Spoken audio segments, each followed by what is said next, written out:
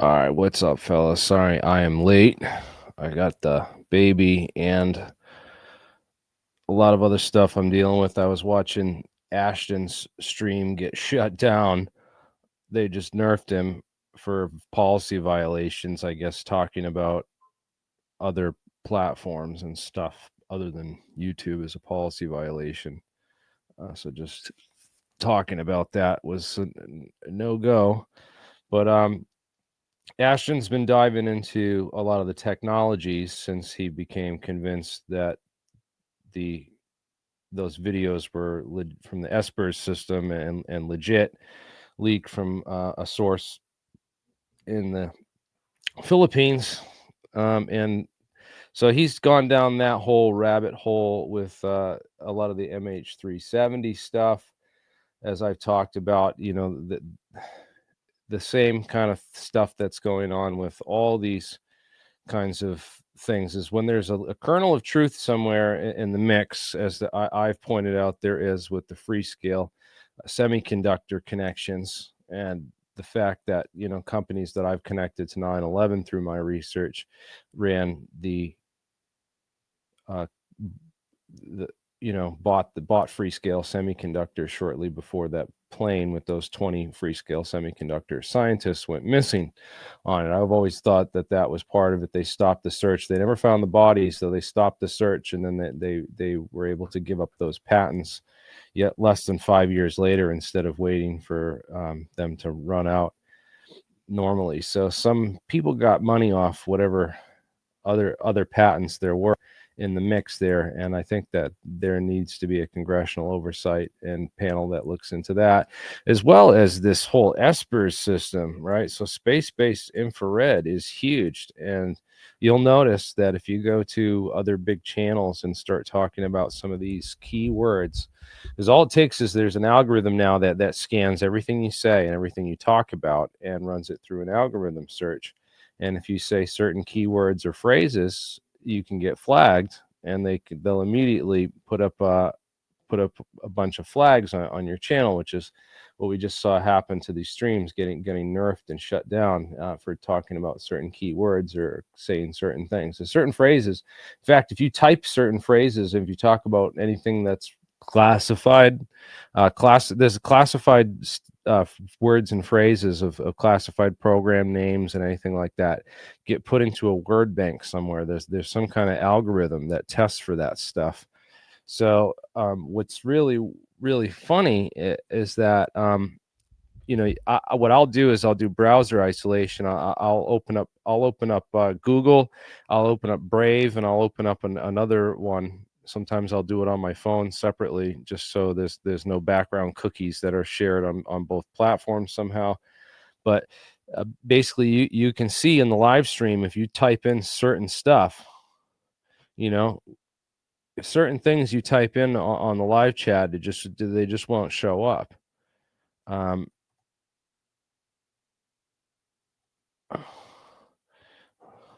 Right, if I type in certain phrases, so you see it says it shows up for me, and it might show up because I'm an admin on this particular channel. I noticed that admin comments don't get censored. They're not able to censor those the same way that they censor just normal user comments.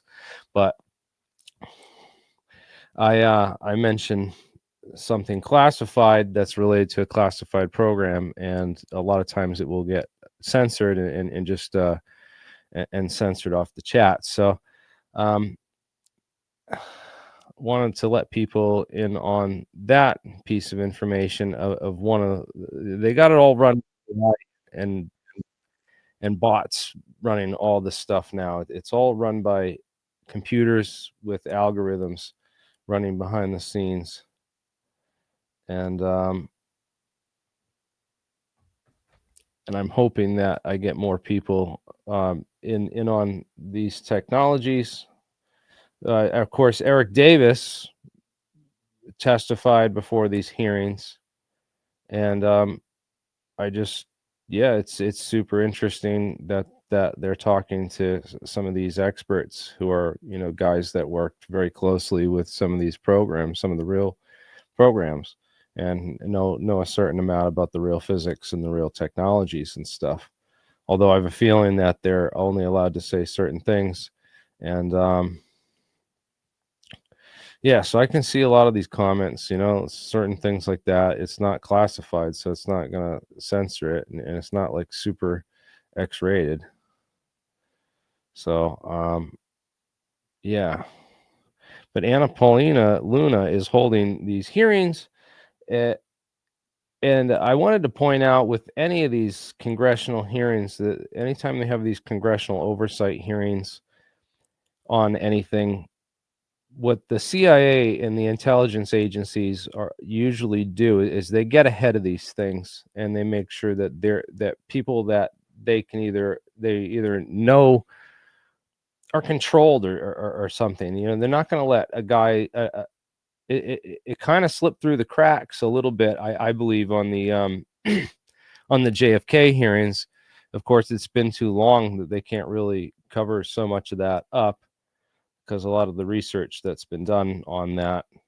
I really hope there's 9/11 hearings, and that they, invite some of the key people, like, Kurt Weldon and some of these other experts that I've interviewed on my channel for the 9/11 stuff, because that and the JFK hearings are super, super important to the freedom of the United States and our future, that we know what exactly happened in all those cases. And, like we've seen so much of in the JFK file stuff, for example, they get ahead of the narrative, and they put out all this stuff about the limo driver shot Kennedy, or a guy from the storm drain, or it was Israel and the Jews and Mossad, and all these conspiracy theories that are put out there on the surface level, to really promoted by the algorithm and the bots, and really engagement farmed up. They've are able to get ahead of a lot of these narratives, and sort of control and frame people's the way that people understand and come to look at these things, so that when they do see real information, as we saw in the last interview that we did on this channel. I think you can go to Bernie streaming this on Crypto Alchemist, so I know he probably kept that interview up, but I was getting called in the background, and I had a lot going on that night, so it wasn't just the stream and the guest that they had on, but we had a guest on the other night that was this Elaine Freeland. And it's just funny that these people come across pure disinformation in their searches. Genuine people who are genuinely searching for the truth come across disinformation. It's just so prevalent out there. There's bots that are designed, as soon as you start researching or talking about this stuff, they will show up and show you false rabbit holes to fall down, and all disinformation holes to really get yourself trapped up on a lot of bullshit that you don't really have the resources. I mean, some of the stuff, it's taken me years and tons of resources to resolve a lot of burning questions in the field of UFOs. And it doesn't just come out overnight, and it takes a lot of money sometimes to research some of these more complex conspiracy theories, like Eric Hecker's idea that we got a phased array radar system in the ice cube neutrino detector on the South Pole. That's going to take some time to verify and vet, and going through the process of doing that, I've slowly going down those rabbit holes. For next time we have him on, I'll have more information and follow up on, and doing real research and showing that. Ashton's touching the surface on a lot of this physics stuff. I know I've seen a lot of people get involved in some of this crazy physics stuff and totally lose their minds. And it's a good thing to become passionate about. But there's a lot of science to this, man, and there's a lot of skepticism that needs to be thrown at all this stuff, because nobody you know, whether it's Eric Davis or Hal Puthoff or Franklin Mead or Lake Marabou or any of these other people who've worked on the scientists who've worked on like these deep black aerospace technologies that are on the cutting edge. Patent holders like Kevin Kremeyer, and I mean, I have huge lists of these people, and we've interviewed tons of them, of the breakthrough scientists too, that are getting contracts from DARPA to do a lot of this advanced research. So Avi Loeb is relative newcomer into all this.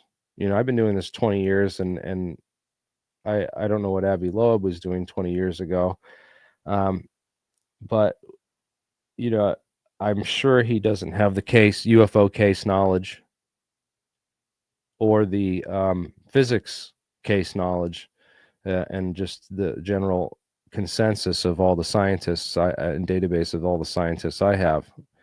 I wish that I could be in charge in this seat right here.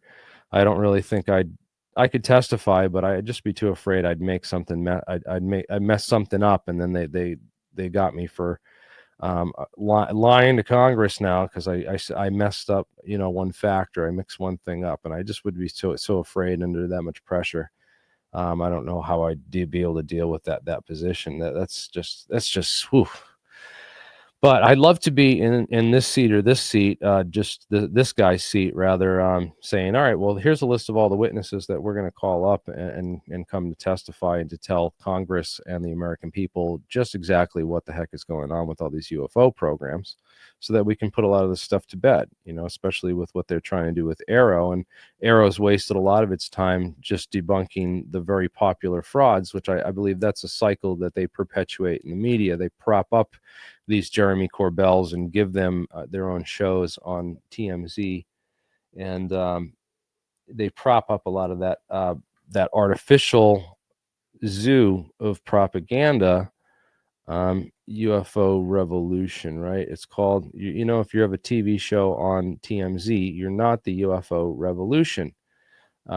You're really just peddling some stuff that is, you know, maybe a kernel of little bit of truth, but with a lot of nonsense mixed in to really not lead you, you know. So this is what the CIA does with a lot of things, is that they'll create a false narrative, or at least prop up people that can be easily misled through their own sources or through their ego. You know, Jeremy Corbell's got a huge ego, thinks he has all these great sources.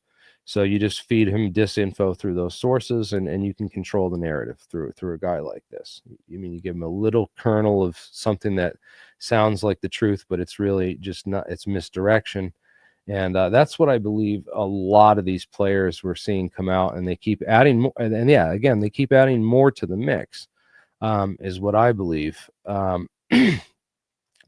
believe that a lot of these guys were, you know, falsely inserted into the narrative. Yeah, and many of them, not just one or two, just a lot of them. And I also believe that the community that's risen up within ufology, you know what, and Dan, Solar Man, I'm gonna bring you on this right now. In fact, I'm sending you the link, because Dan knows this more than anyone in this field. He's been a researcher for even longer than I have, and I just sent that link to your email, Dan. If you're good to join us, you're welcome to. But yeah, this is just a very important. When people come out fully formed with no sort of, you know, real background in this stuff, we know the people that have the background in the UFO game, if the researchers that have been doing this the longest and really have the best information. And Dan's seen that firsthand. Our friend Michael Schratt has seen that firsthand. They have the database and the information that is the real UFO file. And this made for TV stuff is sort of is interesting entertainment, you know. But for instance, I was at the UAP hackathon, as you guys know, last weekend, or maybe it was the week before that. And let me see, Tim Ventura probably has the pictures posted of this UAP hackathon. Yeah, he's got a bunch of the videos posted here. So if you follow at Tim Ventura, he's got a lot of the videos from the UAP hackathon that we went to posted here. Got to talk to Jesse Michaels, got to talk to Danny Sheen. I got interviews with both of them that should be coming out soon. We got to meet with Jack Sarfati, and actually, you know, hang out, take some photos, and have a great time. And yeah, we had a great time actually meeting and hanging out with Jack. That was a highlight of the trip. And I asked him if we could. I set up the live stream, and I was going to do that with him, but he really didn't. When I got there and we actually had it, we couldn't get a good internet connection. There's a lot of noise, and also, he also said like a lot of the information is going dark. It's going black. This stuff is real, and it's going into a development phase that a number of people in Silicon Valley are getting involved with. It's interesting. I didn't get to meet Gary Nolan. He was only there the first night and then he left. But I did get to meet his colleague and associate here, Peter Skafish, which, you know, it's a strange last name, but no offense, bro. He's an interesting dude. He thinks he's super elite and smart and has lots of friends and connections and stuff. But you know, he hasn't been doing this as long as I have, and I really wish I'd gotten more chance to talk to him about. And it'll be really weird because it'll be a case I know about, and then there's so many that he knows about that I don't know about that are just insane stuff. You know, like he's really into the crash retrieval right now, and I think that's a dangerous place to be. Yeah, they definitely don't like that thread being tugged, and there's a lot of disinformation that's put out in the path. I think he's stumbled upon a lot of that early on, but I think he's working through it the deeper he digs into a lot of this stuff. You know, as we have over the years. You know, you waste a lot of time chasing these red herrings that are put out for you, and then you lose scent of. Oh man, the red herrings. Jesus, you know, Bob Lazar is one huge one because he's like immediately is like this. It's just straight they're out out of money. That listen, that was supposed to be in December. That show, the Luigi, whatever his name is, seems like a real nice guy. They put 2.5 million, I think, in that in the in this new show that's coming out, but it's not going to show anything new. Bob, if you're watching this, which I know you watch me because I know for a fact you watch me and Jeremy, we talk to Huff, and there's some things that I know Bob has said about me. I've talked to Bob. Now, here's the thing. We're now moved the whole way back to July or August because Michael Schrack got me front row tickets out there. I'm going to it. But screen, huh? you know what's funny? Vegas? You don't, huh? They're screening it in Vegas. You're going? Absolutely. I'm gonna have front row seats. I'm gonna meet Gene Huff there. Yeah. Dude, you got to get an interview. You know what's really funny? I heard that Jeremy Corbell's not invited. Good. That's what's funny. And I believe that to be true because you and I both know how certain people feel about him. And what's funny is on their show, you never hear them talk about Bob anymore at all. You never hear them talking about this thing, this.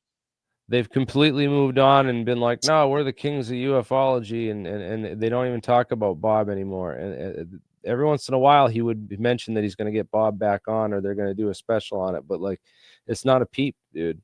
They won't even touch this story anymore, and that's very telling. It's very telling of the situation that they have a huge show that on TMZ the UFO revolution, and they're They getting get paid for it. millions of views. They're Yeah. getting paid millions of dollars, and to think that that's not a propaganda mill is Well, exactly. It's run by the government and attorneys. It's Hollywood, and let's face it, Hollywood is a very evil, disgusting Yes. place that is a has been. They said they're not even going to be making movies there anymore recently. Did you see that last week? That Yeah, Hollywood's done. see through the fake shit now. It's The internet's taken over, brother. The and internet's taken over. The news stations are done. Okay. You want real news? I find my real news from these guys, some of these military guys that tell it like it is. And then all of a sudden, you know, they'll have a real big growing channel. You know, it's like, wow, we got another 1,500 subs in 2 days. And then like a week later, they'll get like 10 subs that week. And you know what happens, Jeremy, like what happened to your channel. You had over 100,000, you had over 100,000 subscribers a long time ago. right. And you had to email them and get on their case just to get you a plaque. I Well, same thing mean, with Ashton. Ashton's got his channel nerfed at around. They stopped him at like 79K. He was getting big. It's like 3/4 of a way to a silver plaque. yeah, I want to say something about Ashton. Let me He ask you turned off a something. lot of people too with his with his attitude and the way that he's acted Yeah. in a lot of Yeah, areas. he acts like he knows more than the physicist, but he's got South bias on there. Okay. What were they talking about the other day when they said it'll be dirty and you'll never do it again? What were they talking about? Whistleblowers. They're talking about the most powerful weapons that have replaced the nukes, and if you want to know what they are, they're the gazers. You're talking about it's a beam that goes faster than the speed of light, is what you're talking about, right? You don't know about the gazer? Show me. Well, I learned about this because I started reading into all the different. I wanted to learn every element on the periodic table and really get into chemistry, and all the physical chemistry, right? And one of the things you learn about in physical chemistry is hafnium. I'm still on here. I'm Isomers. turning my camera off. Go ahead. And this hafnium isomer is a particularly interesting candidate for induced gamma emissions, IgE experiments. And so it's basically a cascade emission of gamma rays. So it's a way to make a gamma ray laser. You can read about the gamma ray laser or it's called the grazer. I call it the gazer because it just sounds funnier. And that's what Sal was talking about. That's one of the weapons Sal could have been talking about. I don't think that might have been the actual So one. If they got is a sound laser, right? So it's sound beams focused into almost like physical matter-ish, Okay. right? well, they use this hafnium as a big shell of it in the Hey, H Bernie, bomb. what's up? And to get the H bomb reaction going, you got to have a ton of gammas all reflected and focused in an area. So what they do is they set them off using this hafnium. Apparently, is this is like one of the H bomb secrets. And Jeremy, are you sure? Jeremy, are you sure that's not that weapon? There's another key part, and Ashton's actually been bringing it up a little bit today. He was talking about it, and it is He's gonna get run over by a train. lower hydrogen phase shift energy. That you're able to get exponential energy gain out of electrochemical reactions with the phase state changes, and that is how you get the massive gains in and out of the fusion and electron shell states. Jeremy, we're about truth on here, and I just want to ask you something. How did Ashton go from just that crazy video that I still will never believe? I don't know if you believe it. I do not believe that video, that MH370, to be in this like physicist guy. Here, I'm going to How state did you do one that thing. in a year or two? How did this happen? I don't understand it. He Okay, was I an mean, insurance guy or understand. something before. He How? he was getting like I 1,000, understand. 2,000 live viewers per video and stuff, Oh and yeah. he's got less subscribers than me. It's like Well, he's no, how he's doing it is he's being put on the all or he's getting on like the all larger alt podcast where they yeah. I like look A at his lot know. of viewers redacted, been look at going his on. redacted interviews. They're Candace at 5 million. Owens. Look at the Candace Owens. Candace Owens. They're all in the millions. So that's how he's still sustainably doing it. But Yeah, I want to state one thing with that video is that whether you believe it or not, the fact of the matter is that the only people that had the capability of producing something of that quality with that information in it, whether it was fake or real, in the time frame that they got released, had to be the military. So it's like that. Does That's he one do you aspect. think he might be connected to them through disinformation or what? There's I, something I don't. about him that just throws me off. I don't, and he knows it. I've told him right to his face. He believes Bob Lazar too. He's got I Sal don't think he Paez on does. there too. I Is don't think he somebody believes that Bob. Jeremy you tried to get on your show for a long time, and it took a while to get on. Remember? He just got him on like he was nothing. It was like, where did he come from? Here's what I want to know, Jeremy. yeah. Is the stuff he's saying, does he know what he's talking about? That's what I want to know. She does. It seems He like it seems like the to a certain community is extent. learning. I mean, I believe he got fooled by Dave Rossi and those guys. I don't trust that He Dave actually Rossi spoke guy. out against Rossi today. He actually put He's him in the same category as like Colehart and Corbell and shit. It was interesting.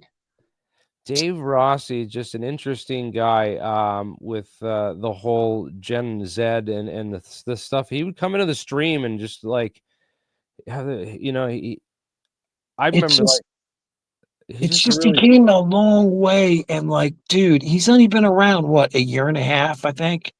3 years Because now. because 2 years. because 2 years. I'll never forget it. He was on the news. That one oh, the one the girl from that used to be on Fox News that's Wonderful. hot as hell. That blonde, what's her name? Megan Kelly had him on her show the other week. Yeah. I was like, what? Megyn It's Kelly like had who on? Megan Kelly Good. had Ashton funny. yeah, she had what's his name on? We were just talking about him, Ashton Forbes. That's, Really? She had that's him what I'm on. saying. He's actually like literally doing like 5 different interviews with like million viewer like podcasts a week. It's wild. And it's like he's been Yes. on Alex Jones. He did it Randall Carlson last night. He's like, it's crazy. He's like literally on everyone. And it's like I, I don't know. I honestly don't know. And he does come off very, very glowy. Cocky. Very glowy, and yes, he's definitely.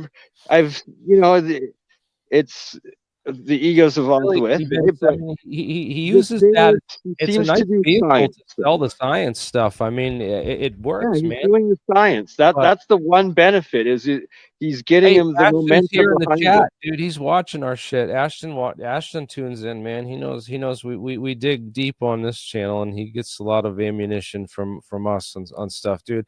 Ashton, I would love for you to join the stream, man, Come on in, dude. I jump on just here and crash. listen. They showed plenty of evidence I sent to you the link me email. to prove to me that plane video he's got is total bullcrap. Yeah, I do not believe it for 1 minute. They even showed the guy who took the pictures of the clouds during the day. See, that is disinfo because that has been disproved, and it's What like has? the cloud fucking stock photo shit. Like that's absolute bullshit.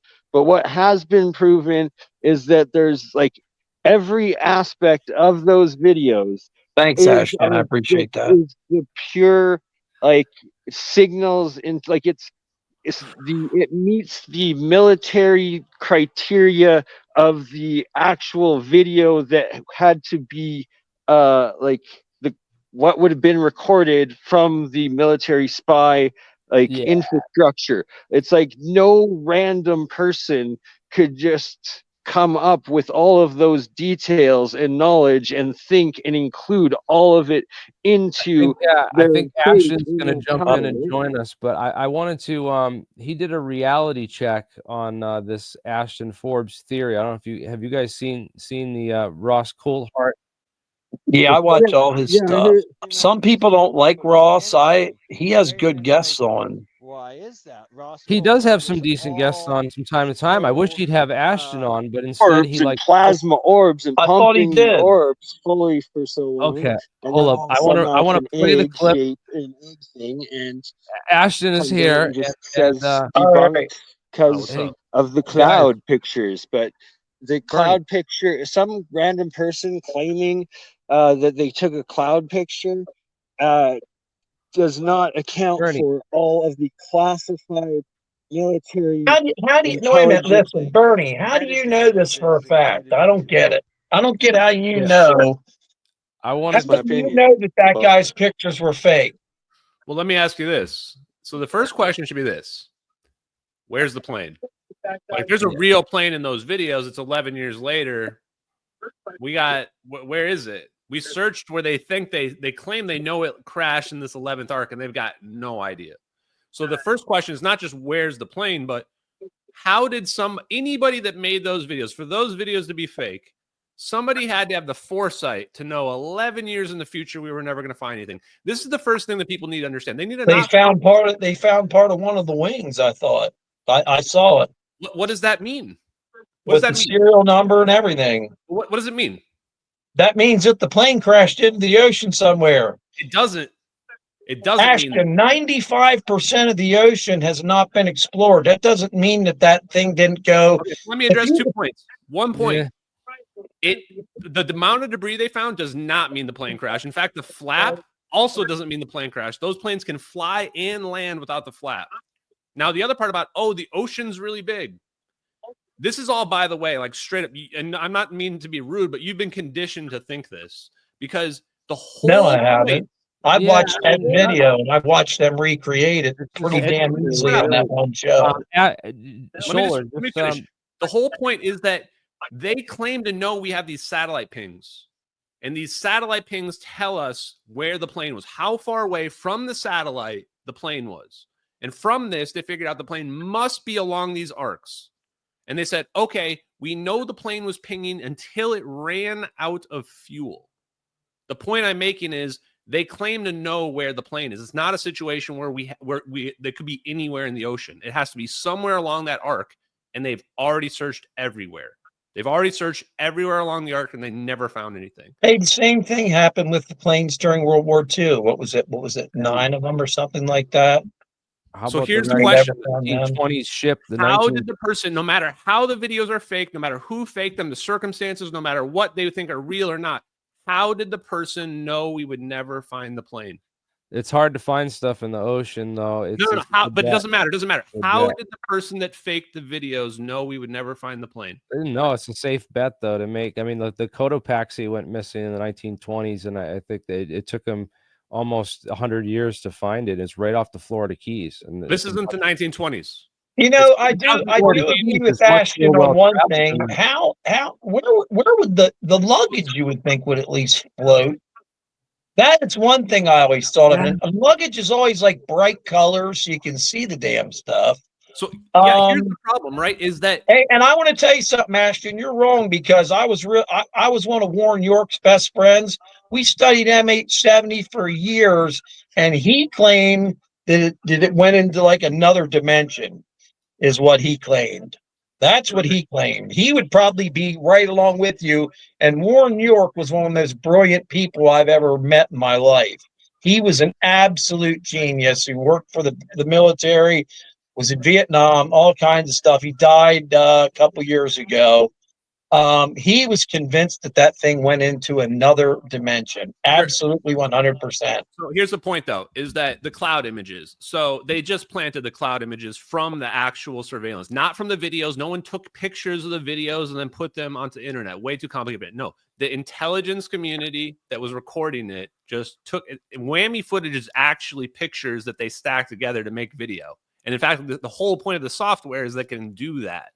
So for someone And to the think, orbs oh, and the orbs are made by the United States, is what you're saying. You were saying, well, I or the New believe World they are Order. based on the videos. The whole point of those videos, the whole significance is they imply the United States government has that tech because that's a covert operation. The videos are showing a covert operation playing out, which is just another point where it's like, you can't just dismiss the videos because, oh, you think it might be VFX, or even because somebody says, oh, here's some cloud pictures. Oh, I'm open-minded. I'm open-minded. Because the weight of the evidence is so powerful, because we're seeing a literal operation in the videos. It's not like the videos are randomly recording this plane. They're recording that plane with purpose, which implies those orbs are controlled by the people doing the recording.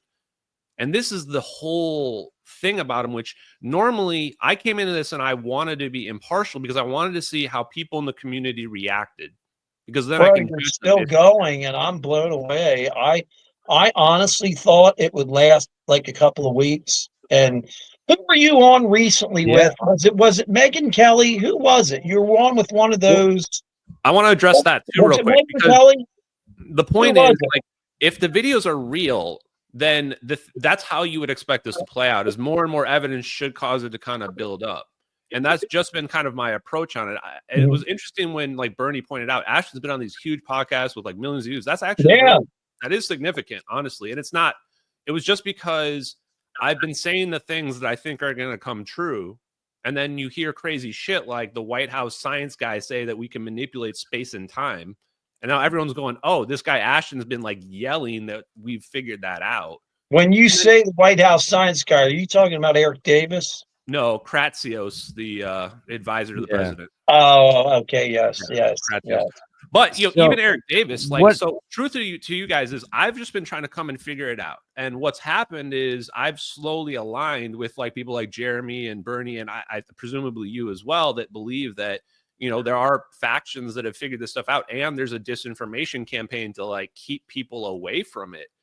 And I've been doing it's an oxymoron, really. It's crazy. But you have to, for me, I had to come into it without a bias to try to uncover that and figure it out. And to me, it's been very clear. To your point about why am I not on News Nation?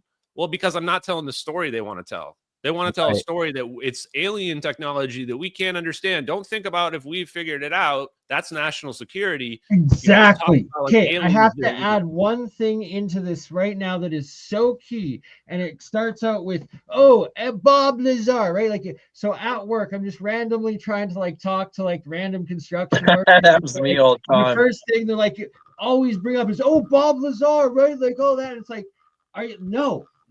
And here's why.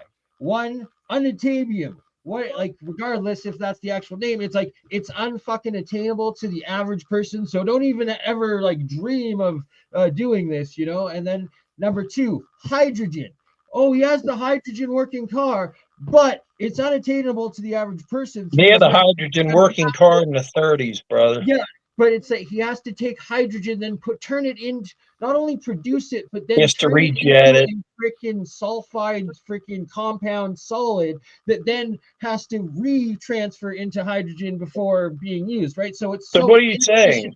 Stupid. It's impossible. Where real hydrogen, here's the thing, here's why it is 10 years away always. No, it's fully fucking developed to like the most extreme efficient engines and everything. Why it is being held back is because the only efficient way to do it is water as your fuel. Water that is instantly split and then put into hydrogen and oxygen into the tank or into the fuel injection on site. The ridiculousness of having to split hydrogen somewhere else, then ship this explosive stuff compressed through pipes, then store it here, then carry it compressed in your vehicle that could explode at any time, and all of this danger and inefficiency that's taking more resource energies to get this energy that you're using as your fuel. It's stupid. Well, so here's the thing. Actually, the pipes now are made out of. Actually, the pipes are actually made out of a thing that's very similar to. The point is, you don't need pipes. The most energy efficient and cheapest thing is just having a tank of water that you just put a little bit of electricity and charge into right before you pump that reaction gas into your fuel injection, and it's boom. It powers your vehicle. That is the whole point. If you're wrapping your mind around what I'm saying, listen. If I change the jetting in the one car I have right now, I could run it on hydrogen. That's all you have to do is change the jetting. Exactly. You have to absolutely Everyone can. change all your fuel lines because you can't mix That's the gas whole and hydrogen point. together. That's bringing it back to Bob Lazar. It's the thing that is mass produced and fed to everyone, and it's unattainable to the average person. Where in fact, these technologies. We got Ashton on. This is we're going forward. Bob Lazar is going 30 years into the back. Bob Lazar did that video with John Farrat. Do you know who John Farrat is? It's Bob Lazar's buddy. Bro, I don't care about John Farrat. I don't care about any of this stuff. Fuck all of those people. Fuck Bob Lazar. Fuck Bob Lazar.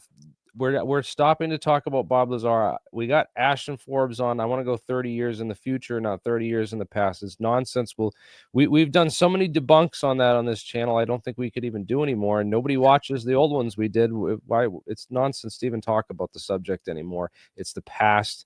We have to talk. You know, when Ashton's getting on these podcasts and in these big channels, this is an important opportunity because we have an Overton window. There's only so many times they're going to allow this out in the news cycle before they squash it, and you need to we need to ensure that you're getting key information out there into the public's mindset, that you're not getting, you know, because we can sit here and argue too all night over, you know, what Ross did, you know, and Ross Coldheart's reporting on the Ashton Forbes drama, which is, you know, to go after the, you know, nitpick the credibility. And do you know why he's doing that though? Because they're the gatekeepers. And yeah, so what's crazy? Can I just finish this? I just want to make one point. I'll let you have the floor, Ashton. This is so key because he says right in the thing is that Ashton believes that aliens zapped the plane and warped it to another dimension. And I watched a lot of your shows, Ashton. I think I'm a moderator on your channel just because I help fact check and get a lot of science stuff for you when we talk. I love those streams the most. That's my jam. And when he said that, I'm like, dude, Ashton totally rejects the idea that it's extraterrestrial technology. He talks about all the programs, about all of our stuff. He says this is our stuff. So when, you know, I'm like, this is bad reporting. This is poor journalism on behalf of News Nation and Ross. And you know, I said, Ross, you know, he says, oh, I don't care. The videos are fake. And that's all that matters. You know, as long as we can debunk the videos and assure that those are fake, then none of the other stuff matters. And I said, no, all the other stuff matters more important. And you're, you know, throwing the baby out with the bathwater that you've seen. So yeah, I think it was very telling. But yeah, go ahead, Ashton. I want you to elaborate. I just wanted to. Yeah, the hypocrisy is pretty funny where they'll be like, oh, you know, this has been debunked, but like, you know, he's pushing that egg video. He talked that egg video up as being like the proof of all the, you know, the crash retrievals. I'm just like, bro, how can you come at me and say something's been debunked and therefore we like shouldn't listen or talk to somebody? Like, right. And like you said, you debunked everything they've ever said. And then the other point as well is like, why is he even bringing this up? They've been silent. They've never mentioned me. And that's the other thing I noticed is they don't mention me. They don't mention MH370, but a lot of them have been cornered on it. And some of them have spoken. It's because they're getting pinged about it all the time. Yeah. So people are messaging them. And they should be, you know. And they should be, exactly. And they're getting tired of it, right? And so he's kind of blowing he hasn't done his research, man. He hasn't even looked into any of this stuff. And if he did, he'd be like, holy shit, and reporting on, you know, but I don't even think they're allowed to report on a lot of the stuff that we are as independent journalists are actually finding and reporting on. I think it's so cool. Take a good close look at him. I think he is an alien. There's something about the way he looks. But I want to say something here real quick, Jeremy, that has to be brought up. Who was the first guy that talked about the SR-71, let's say? Ed Fouché was the first one that ever talked about orbs and stuff that almost looked like it was alive, flying around the front of the SR-71 Blackbird at its top speed, like it was doing nothing. And he did that as 1998 IUFOC presentation. We can go back and watch that. Ed was the first one to say that. And I don't remember anyone ever saying anything like that. And it's similar. It would be exactly almost as what the Ashton is saying. That's what freaks me out about the whole thing, Let because me add some more to you. Ed Because said that it was orbs, and Ed said it was like they were alive. He said it was like they were human. And So- remember this, Jeremy? Ed said this. He also said this, and the pilots get sick. Ed said that the one pilot, I know his name, I'm not going to say it. He's still alive. I've spoken to him. He said it was like bees on my brain. He said it sounded like bees inside his brain, and it almost made him go crazy when these orbs were flying around, and it was 2 and 3 all the time. And they were going around this thing, and it was going like, I don't know, 3,000 miles an hour max speed. They never declassified the max speed, but I think it's like, what, 3,800 miles an hour. yeah, Ed these are said plasma. it was like bees. Play it once, Jeremy, where he says that part. He's the only one. He was the very first one, but Ed's the liar, though, right, Nat? Yeah, Ed's the liar. Now you're talking about the tr3b coming out of the ocean, aren't Ed you, talked about Jeremy? the And Foggles too. Bob Lazar never mentioned the Foggles. He said they walked around the base with nothing on it. He never mentioned the Foggles. exactly. You don't forget discomfort. Yes. And I want to hear that part where Ed says, about the damn. It's really interesting. I want Ashton to hear it. Yeah, let me find the part about the. I'm gonna have Because Ashton, this is so important. Ed was my best friend, and I know a lot of shit that he's told me. And when you came out with that video, I'm like, wow, that. And then everybody just said it was fake, and I was like, yeah, well, maybe this guy's just fucking with people. Well, what you said is exactly what Ed would say. He would say the control was incredible, the speed was unbelievable. They were orbs, but he said it was like when they got close to the pilots got sick, and it was like there were bees in their brains, he kept saying. And imagine that sound, like thousands of bees in their brains going off, and they couldn't the operation. It was designated the SR-71 Blackbird. My friend Chuck, an SR-71 pilot, related to me an in-flight incident he had in the 1970s. He was returning from a reconnaissance flight, was at an altitude of 74,000 feet and a speed of Mach 3, 3 times the speed of sound. He noticed something flickering in his peripheral vision. Hovering over his left wingtip was a ball of dense plasma-like light. When he stared at it for more than a few seconds, it hurt his eyes. Chuck tried to use his UHF, VHF, and HF communications test to no avail. There was nothing but static. Repeatedly glancing at the ball of light, he watched in amazement as it moved effortlessly about his aircraft. At one point, the light positioned itself a few feet in front of the spiked cone of the air intake inlet.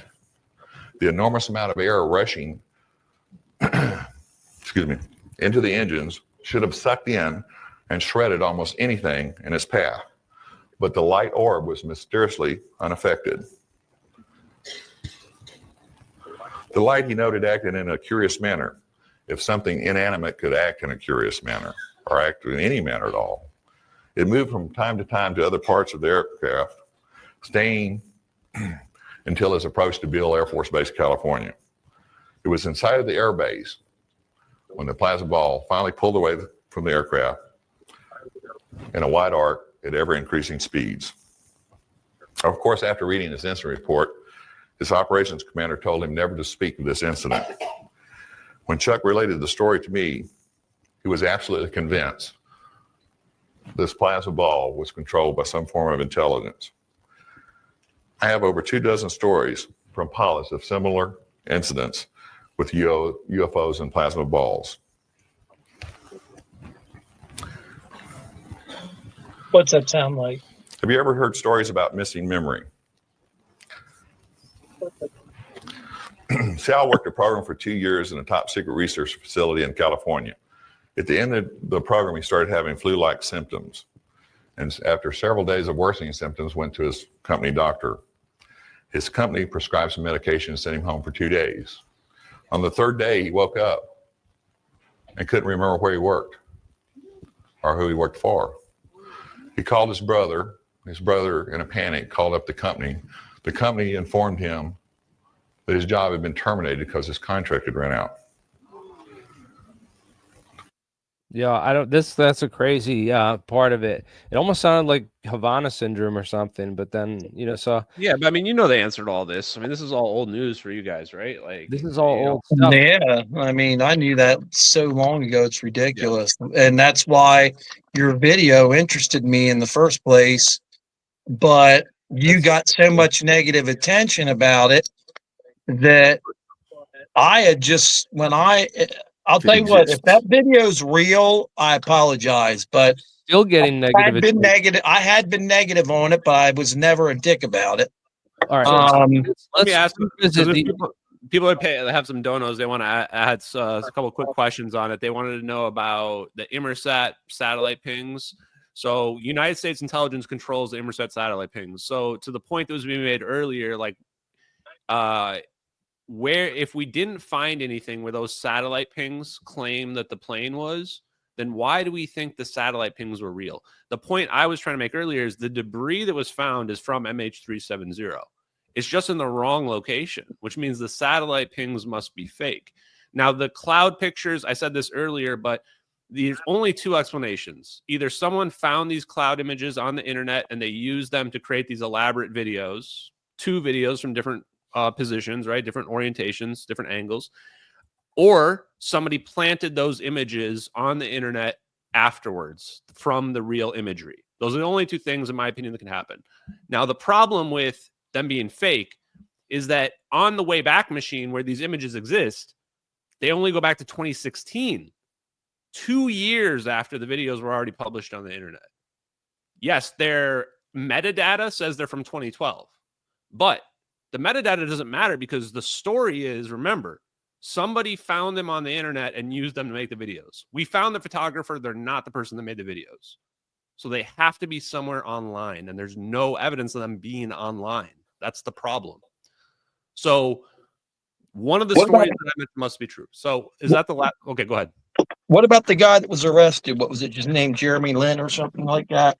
Yeah, and so Edward Lynn's the guy that leaked the videos. He changed his name. Like, there's so much evidence that, like, clearly, the videos are real. It's just hard for people to accept what we see in the What videos. do you think they did with him? Like if he changed his name and stuff like that, they probably relocated him, gave him a couple $1 million and said, shut up and hide here for the rest of your life. They just said they'll just kill him if he says anything, or he'll go back to prison. So did you see that interview with that guy named, I believe his name was Matt Brown, and he's come out as a whistleblower, and he claims that if someone doesn't protect him, like right away, he's going to get life in prison or the death penalty. It just came out in the past couple of days. Have you seen that interview? Yeah, I mean, those guys are not going to get killed. Like, if they were to actually speak, maybe, but they're not going to actually speak. Well, these were former military guys, though. They signed paperwork. He claims he didn't. He claims he didn't. The Immaculate, what is it called? One more thing on that, and I can't stay for very long here because I was already streaming, but I want to just add one more thing to the cloud picture thing. When you reverse image search the pictures, they don't go back to the website. They go back to Reddit when you reverse image search the pictures. The person who claimed to have found the pictures, their story makes no sense. It's like an anonymous, like days old Reddit account as well. And then the last thing is these pictures are supposedly from a larger set of photos. The cloud photos are. Here's what's weird about it. Ariel's 0028 is just these 5 photos. And supposedly these 5, and all 5 of these combined create the MH370 videos. They're claiming they're from a different set of photos, a larger set. We found the larger set on the Wayback Machine in like 2013. These photos aren't in there. We looked at torrents as well. Those photos aren't in the torrents as well. So the point being, I'm not trying to make up some rational explanation. I'm just saying, like, the evidence stacks up where those things weren't necessarily there. So hopefully that answers the questions for the person who paid those donos.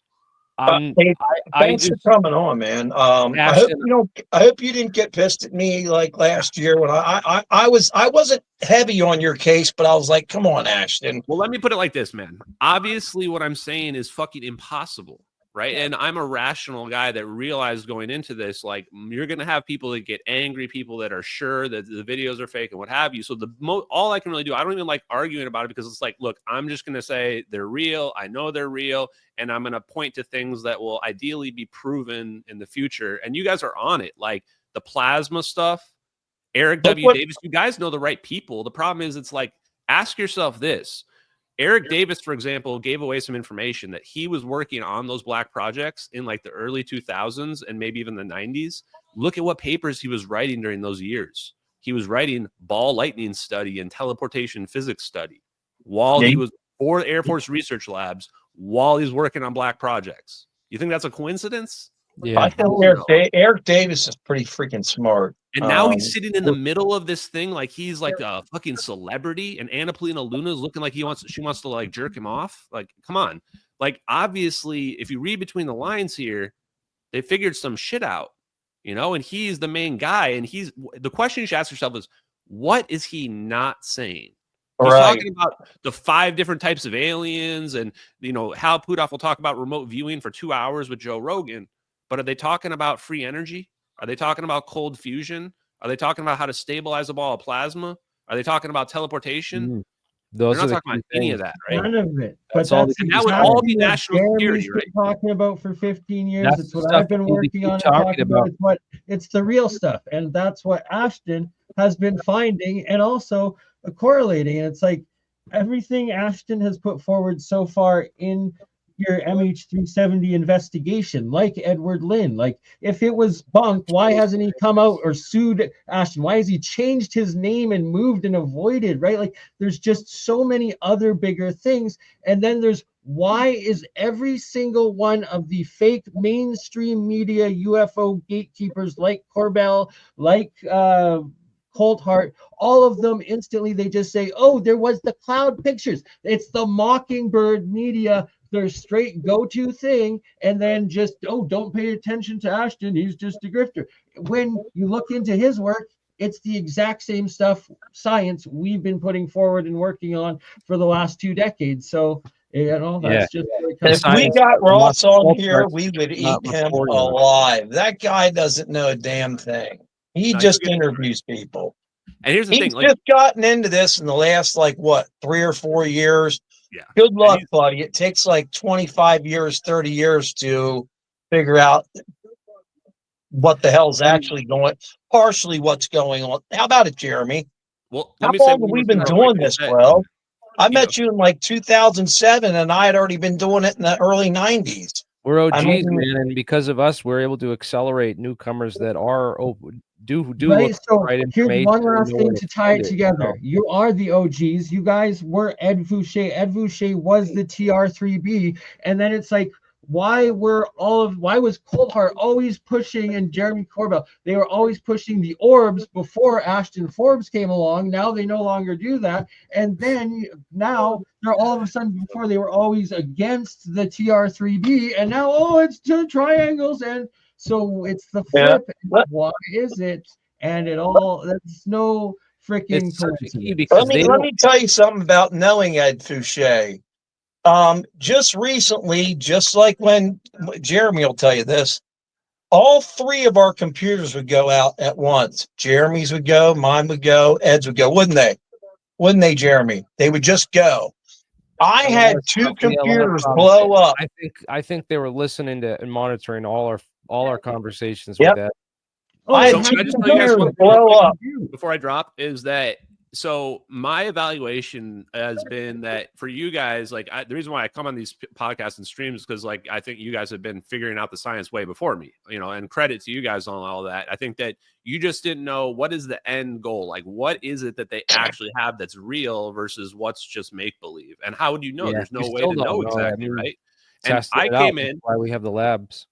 And I came in and I found the answers from those videos of, okay, this is what they have, but I don't know what it means, how it works, how do you get there, right? And start working backwards. And we just kind of converged in the middle. And then and that's how we kind of done this stuff. And for me, the reason why it seems like I'm like a spook is because I've basically realized that early on, this was a propaganda war. And I'm just going to play like it's counter intel, which is, okay, what are their narratives? Okay, it's aliens, whatever. What's the counter narrative? Oh, well, how's that UFO flying around? So my last point is that's one of the most powerful ones, because to Bernie's point about Bob Lazar and everyone else, there is no conventional source of fuel that you're going to conventionally fly from here to the Andromeda galaxy in a small craft. There's just no space for it because of E=mc squared. It doesn't matter what your fuel source is unless it's magic fairy farts, right? How do you keep running into something also? That's another thing people never talk about. You get larger as you keep going. The faster you go, the larger you get. Yes, exactly. And so that's what stops everything. So the point is, there must be something. There's another form of travel, and I don't give a shit what anybody thinks of what I say here. I think it has something to do with going through the ocean. I really do, because there's something tied into the ocean. How do we know there's not an inner Earth? How do we know there's not? All right, you're going way too deep, man. You guys have way too much. Keep fighting those narratives. You don't have a lot of time. I just want to say, this is what I want to say. We have to be skeptical, everyone. I'm going to mean, you know, I'm always skeptical of everything. There's so much disinfo in this space. You have to just ask questions about who's who and who is everyone in this whole mix, and how do who's working for who, and are we inadvertently pointing people in the wrong direction, wrong information. So I think it's key that, don't get caught up in these conversations about the videos. Focus on those scientists and the scientists that were on the board, those planes, and the science are the strongest key to breaking this case and actually getting somewhere and getting to the bottom of it. I've always said that. I've always, said I'm never going to win the debate over the videos or any of the other more esoteric stuff on this channel. It's not where and that's the infighting that wrecked 9/11 Truth. I want to talk. I talk about this. The same methods that they used to destroy 9/11 Truth, they're using to destroy your MH370 Truth, and they used it to destroy these hearings with the UAP Truth by the people that they put in charge there. I watched it all happen. I've lived through it for 20 years, and I'm trying to share that information and that warning, because you don't want to get lost in that infighting and getting lost in those things, or that's just going to tear everything apart, and everyone's going to lose sight of the nuggets of truth that exist and all this stuff, which is the technology that we're after, which is very fucking real. And they killed those Marconi scientists. They killed Eugene Malov and many others over the technology, and they put out massive amounts of disinformation to hide the real technology. So yeah, we're in a quite of a mess right now trying to resolve all this. And I thank you for your efforts in the information war. And the best way to prove you're not a disinfo agent is to get me on your damn channel soon for a recap, man. Let's do this. Yeah, actually, that's a good idea. Maybe, actually, I was planning on having you come on next. I want to do some more stuff with other content creators and help just, spread awareness in general and get people's names out there. The key way to get through the censorship, the algorithms, and the shadow banning is by the multi-streaming this stuff and multi-publishing it and just getting the real science out there. And anything that's real can handle scrutiny. That's the point. And you don't crumble. So far, it hasn't crumbled, and it keeps coming under scrutiny. So anything you work on, especially cold fusion, alchemy, myself, like average person, that's wackadoo. But you put the science, you put the results first, and it stands up. Yeah, well, the other thing too is a lot of people would rather correct you and feel smart than go up against something where they can't really correct you and don't feel smart, right? So that's why I think the videos argument have attracted so many people, because they're like, oh, I know video editing, and this is and they have some kind of hill that they can stand on in the whole fight and win a couple battles on the battlefield, but really the truth remains far in the distance if they're not going after the scientists and the companies like I mentioned, Blackstone Group. Important to mention those guys, and that Blackstone Group has ties to 9/11 and the whole insurance scam at the World Trade Center. So I would like to put forward one challenge, and it's for the MH370 Ashton debunk. If you want to claim to debunk Ashton's case legally debunk that Edward Lynn is not the leaker or involved with that whistleblower. Because until you do that, that doesn't come under scrutiny. You don't pass the scrutiny test because that needs to be taken into account. Great point. Thank you, Bernie. And what last thing I thought about as well was chasing the science is the answer anyway. That's why every day I'm not posting about MH370 is real, whatever, right? Because, you know, what am I really getting at? I think we can get ahead of the fusion breakthrough because I think the fusion breakthrough never was going to be hot fusion. It's going to be a version of cold fusion, and they're not going to give us like the real deal. They're going to give us a gimped version of it, and we can get ahead of it. And we might actually be able to manipulate the markets by showing that, like, no, they've shown, like, just taking their schematics, we can show they could do it better, and they're just not, right? We'll be able to show shit like that. Or, like, with brilliant light power, their UV ray stuff, I think there's a huge clue in finding out that flash is, like, ultraviolet or soft X-ray, because it means that Alcubierre warp drive is, like, the right thing to be focused in on, so... Anyway, thank you guys for having me on tonight. Hey, real quick, Ashton, I got 2 real quick questions for you. Are you going to be at the Bob Bazaar? Are you going to be at the Bob Bazaar thing if it takes place? Because now it's been moved back to July. Any plans for conferences? Anything planned for the summer or the fall? Oh, I'm doing the Cosmic Summit. I'll be there. Me and nice. You're not going? I figured you'd be there. Me and Michael Stroud will be there. Going to Cosmic Summit. Second question. I'll be at Contact in the Desert too. So. Oh, all right. So yeah, I'm going to be at several things. So we can hang out if you guys are going to be at any of this stuff. That would be awesome. I'll bring you one of the Pokeballs, the Pokemon balls. Oh yeah, I want one of those. That's awesome. I'll put it in my bag something here. So okay, guys, have a great night. Totally. Yeah, you too, Ashton. Cool talking to you, man.